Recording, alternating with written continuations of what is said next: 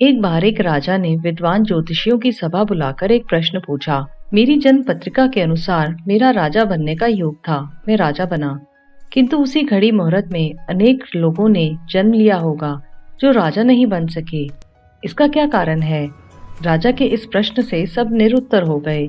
अचानक एक वृद्ध खड़े हुए और बोले, महाराज, आपको यहाँ से कुछ दूर घने जंगल में एक महात्मा मिलेंगे, उनसे आपको उत्तर मिल सकता है।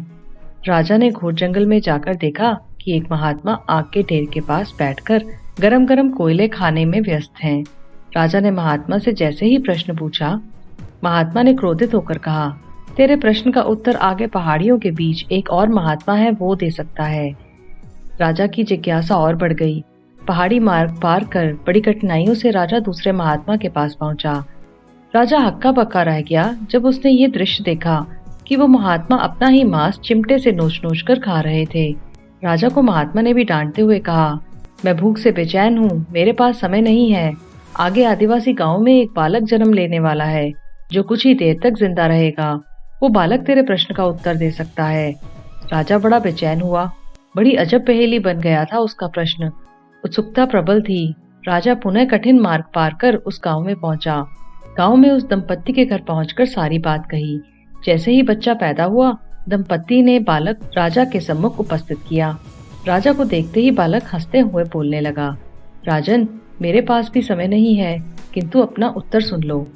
तुम, मैं और दोनों महात्मा 7 जन्म पहले चारों भाई राजकुमार थे। एक बार शिकार खेलते खेलते हम जंगल में 3 दिन तक भूखे प्यासे भटकते रहे। अचानक हम चारों भाइयों को आटे की एक पोटली मिली। हमने उसकी 4 बाटी सेकी। अपनी अपनी बाटी लेकर खाने बैठे ही थे कि भूख प्यास से तड़पते हुए एक महात्मा वहां आ गए।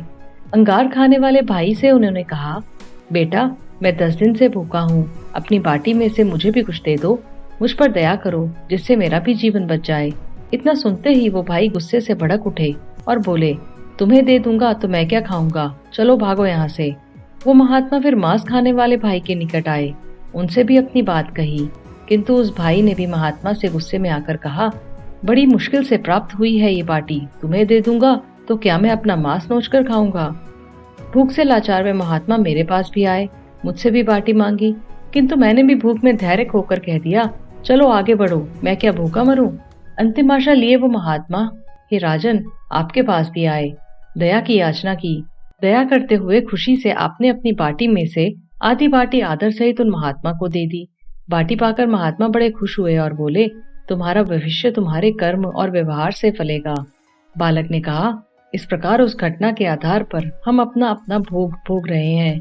धरती पर एक समय में अनेकों फल फूल खिलते हैं, किंतु सबके रूप, गुण, आकार, प्रकार, स्वाद भिन्न होते हैं। राजा ने माना कि शास्त्र भी 3 प्रकार के हैं, ज्योतिष शास्त्र, कर्तव्य शास्त्र और व्यवहार शास्त्र। इंसान सब अपना किया दिया लिया ही पाते हैं। यही है जीवन। गलत कर्मों से कभी स्वर्ग के दरवाजे नहीं खुल सकते।